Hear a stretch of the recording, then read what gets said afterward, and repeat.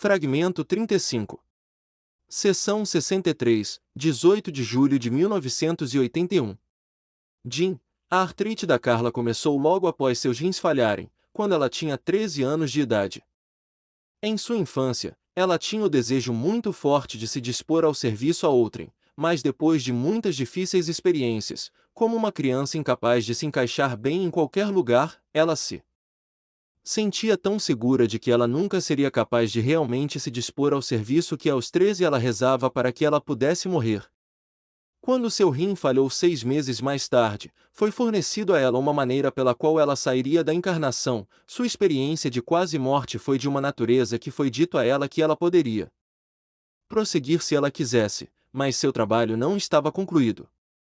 Ela imediatamente escolheu retornar a esta vida, agora sentindo que havia de fato serviço a ser realizado, e a artrite reumatoide juvenil se estabeleceu imediatamente.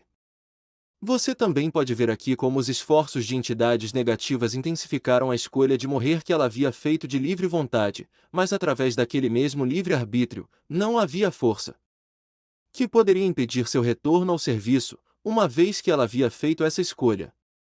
Carla, o conceito de limitação, especialmente na forma de doença física, sendo uma coisa benigna, pode ser perturbador para se pensar a respeito inicialmente.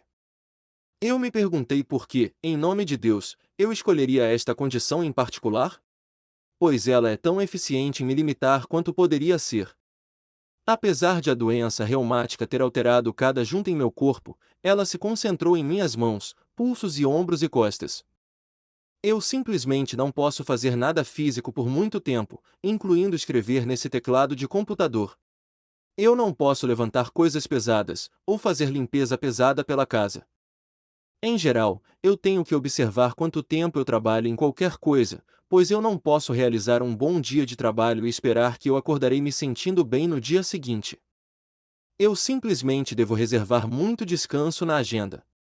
Sempre que eu ultrapasso estas limitações ocultas, eu colho a recompensa de ter muitos momentos quietos enquanto me recupero. Através dos anos, portanto, eu me tornei muito capaz de viver em um mundo que é recluso ao ponto de ser um modo de vida de eremita. Mesmo nas profundezas da doença, no início dos anos 90, eu ainda recebia trabalho para fazer, na canalização, e em correspondência com uma ampla variedade de estudantes, conselheiros e amigos. Minha voz, por doer ao produzir um tom, era fraca, mas meus pensamentos ainda voavam com asas, e havia imensa satisfação em continuar a servir. Sempre foi difícil para eu levar as coisas levemente. Eu sou sempre aquela tão presa no que quer que eu esteja fazendo, que não há possibilidade de ser tranquila. Esqueça! Então me dizendo que eu precisava reservar energia para mim mesma, durante as sessões, não caiu bem. Entretanto, dada a maneira pela qual eu estava fisicamente me desgastando, eu percebi que teria que aprender a como fazer isso. Eu vim a apreciar essa lição grandemente, e assim passar adiante o conselho para cada um que se veja nestas palavras. É algo que vale a pena preservar a cápsula física, de fato, é o tipo de ato de amor que ensina na medida em que auxilia. Seção 63, 18 de julho de 1981. Questionador. O primeiro problema com os rins, há cerca de 25 anos, foi causado por ataque psíquico. Isto está apenas parcialmente correto. Houve componentes de ataque psíquico para a morte deste corpo naquele espaço-tempo. Entretanto, o complexo vibratório guia neste evento foi a vontade do instrumento. Este instrumento desejava deixar este plano de existência, já que sentia que não poderia ser útil em servir. Questionador. Você está dizendo que o próprio instrumento então criou o problema com os rins naquele momento? O desejo do instrumento de deixar esta densidade baixou as defesas de um já predisposto e fraco complexo de corpo, e uma reação alérgica foi intensificada ao ponto de causar as complicações que distorceram o complexo do corpo na direção da inviabilidade.